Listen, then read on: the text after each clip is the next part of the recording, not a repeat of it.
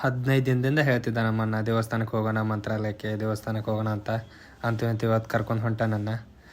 Night reach ಆದ್ವಿ ದೇವಸ್ಥಾನಕ್ಕೆ. ನೋಡಿ ನಮ್ಮನ್ನ ಮುಂದೆ ಮುಂದೆ ಹೊಂಟಿದ್ದಾನೆ ದೇವ್ರು ನೋಡ್ಬೇಕಂತ.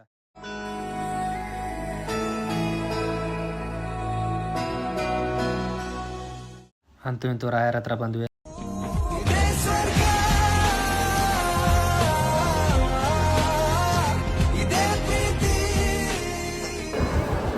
ಅಂತೂ ರಾಯರ ದರ್ಶನ ಆಯಿತು.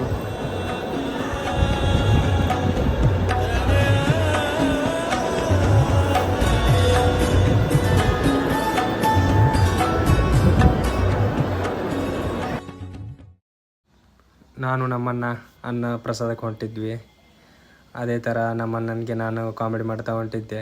ನೀನು ಮುಂದೆ ಹೋಗಣ್ಣ, ನಾನು ನಿನ್ನಿಂದ ಬರ್ತೀನಿ ಅಂತ ಹೇಳಿದೆ ಅವನಿಗೆ. ಅವನಂತ ಮುಂದೆ ಹೋದ, ಕೈ ಮಾಡಿದ ನೋಡಿ. ಈಗ ನಮಗೆ ಅವನು ಮುಂದೆ ಹೋದ್ಮೇಲೆ ಏನು ಹೇಳಿದ ನೋಡಿ. ಬ್ರೋ